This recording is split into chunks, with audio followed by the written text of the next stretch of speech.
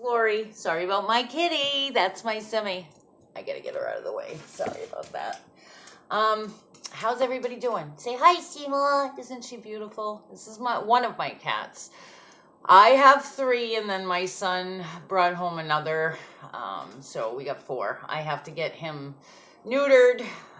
These guys are spayed. I have to get him neutered. He's still a baby, but I'm just waiting on finances to do that. And hopefully he doesn't spray before that happens. Anyway, what I wanted to talk to you about today was this experience that I had yesterday. A client had called me and she's been feeling down. I'm not going to get into the whole thing because that's her personal thing, but she's been feeling down and she asked me if I could kind of do some work for her. Sometimes people will ask me questions via email. Sorry, sorry about Sima. You want to get in the window? Sometimes clients will ask me questions via email and I'll answer that way. Sometimes they call me on the telephone and we talk. Sometimes we do it by video. Other times we do it in person. Lately I've been having some car issues. So if anybody's a mechanic out there and would be willing to trade off or take payments, please, please, please let me know. If you're close enough, obviously.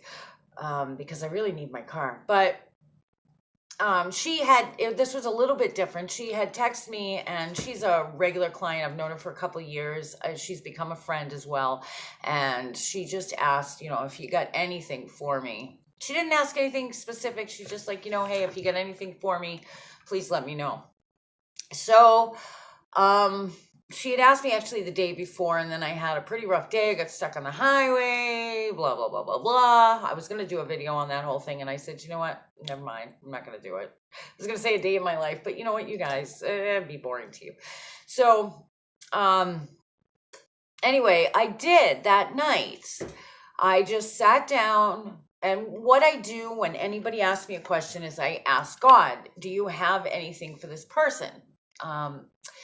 And that's what I did. I said a prayer of protection, asked the Lord to come in, give me any information. I said, whatever information you would like her to have, if there's anything that you'll give me, please let me know. And what I was going to do is put it in a PDF for her.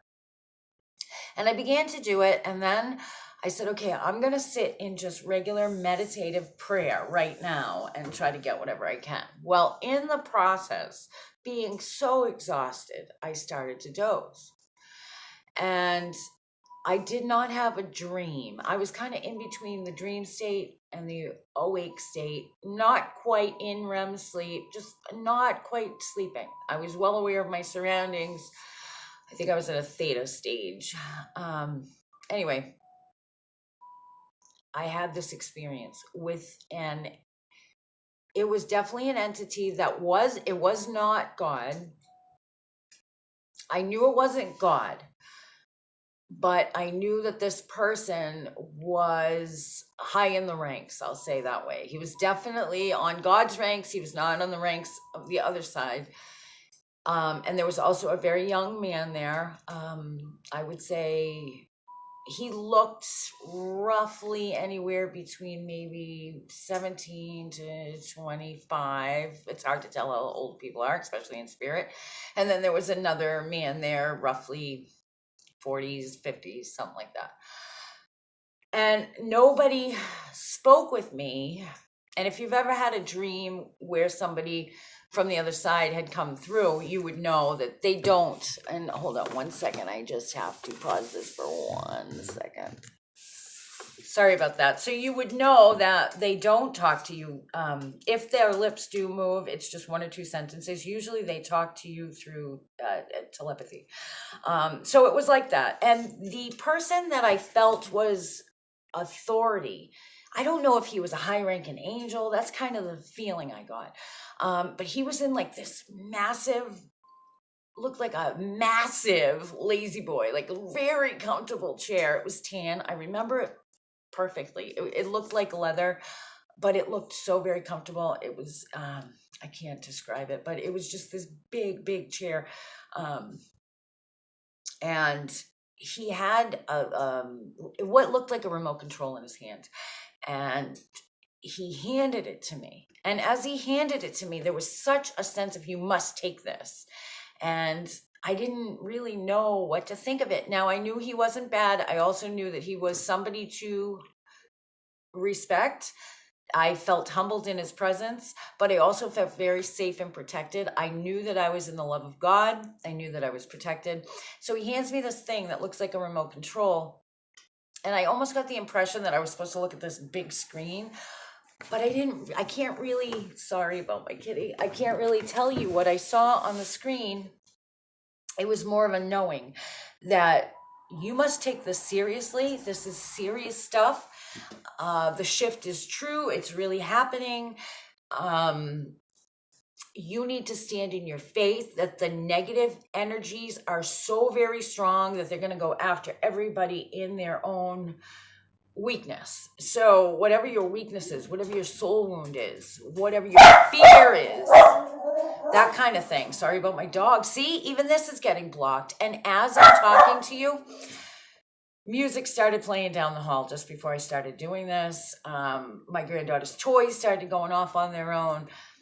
Lights started flickering, and I'm sorry, but I am not going to fall for this. I'm not going to be stopped. And, I can't describe this to you there's not enough words in the English language to get this across the way I want to get it across. Hey! I'm sorry. There have been like shadow people, my sons have seen them too, in the car and in the house. And you know what, since we moved here, the paranormal activity has multiplied greatly. Now, if you've been following me, you probably know that all my life I've had paranormal activity around me.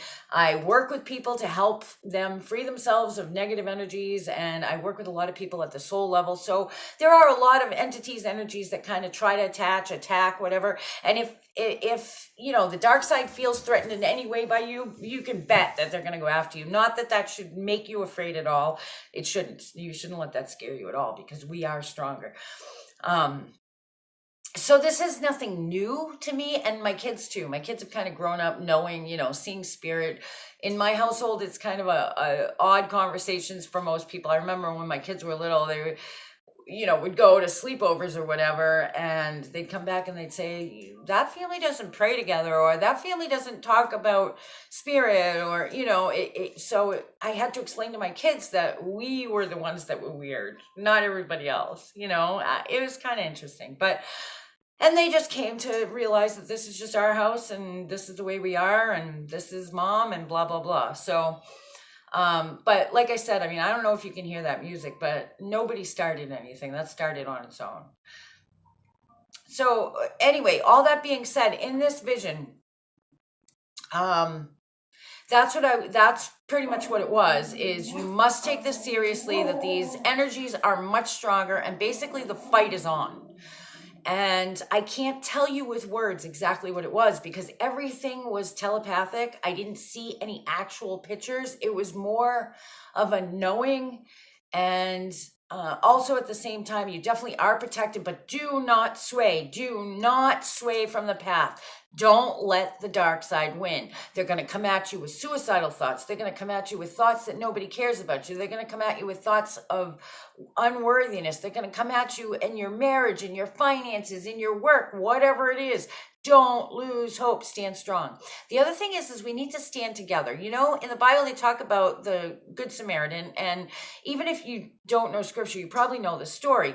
So there's this man, he gets robbed, he's beaten up, and a rabbi walks by him, or, a Pharisee or whatever walks by and, basically doesn't do anything for him. And then another man, and then finally the Samaritan, who is supposed to be, the Samaritans are supposed to be like the bad guys, the ones that are like the outcasts of society. And this guy not only cleans him up and helps him with his own money, with his own supplies, he actually brings him to an inn, a hotel, so to speak. In today's age, it would be like a hotel. He pays for him to be there for a week and says, I will, or whatever it is, a week or 10 days, something like that.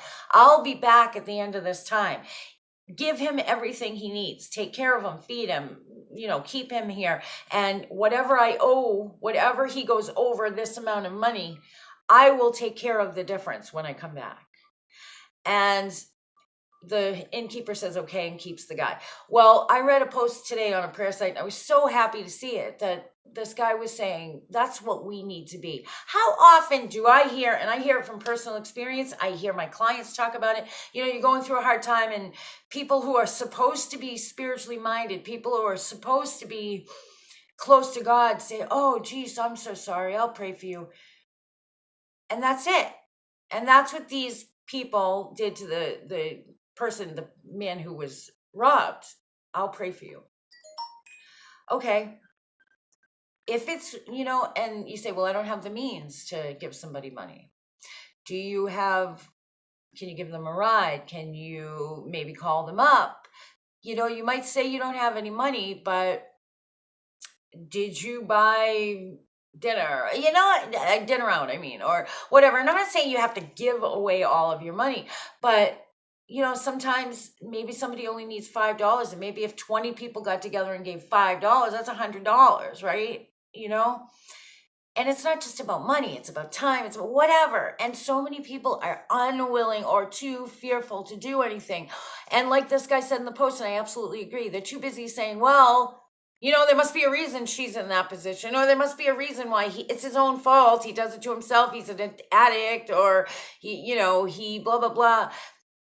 Why do we do that? Why don't we just help our fellow man as much as we can? So this was part of the message.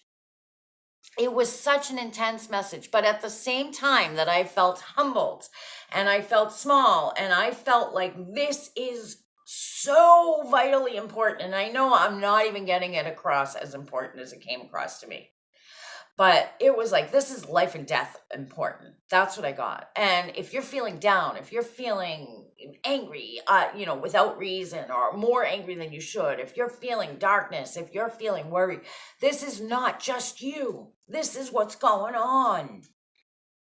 It's part of the plan to bring us down. And I know some people might say I sound like a crazy person, but I saw this vision. It was not a dream. So anyway, then, and I don't know if you remember, but maybe a month ago or so, I was doing a Periscope video, and I actually got shocked from nothing. I just felt a shock go through my arm and up through my hand and up my arm. And it hurt for quite a while after that. It was as if I stuck my hand in an electrical socket or something. It happened one other time, maybe less than a week ago, while I was just about going into sleep. It happened again, same hand. Then when I was having this vision last night, it happened again. It was like he handed me the remote again, or whatever it was. It looked like a remote. And just as I went to take it, zap again. And it zapped me, woke me right back up. And I sat up and I looked around, and it had to take me a second to see, like, okay, all right, everything's okay. And it really hurt. And I thought, okay. And I looked at the time, and I had only been in that state for 6 minutes. So I feel like, I talk about the shift and everything. I really feel like we got to stand together. We got to stand strong, and we can't let this energy, this shift, get the rest of us. All right, guys, I'll be back. My dogs are acting up. I'll be back. I'm going to do another video. I want to talk to you about some other stuff. So stay tuned. See you in the next one.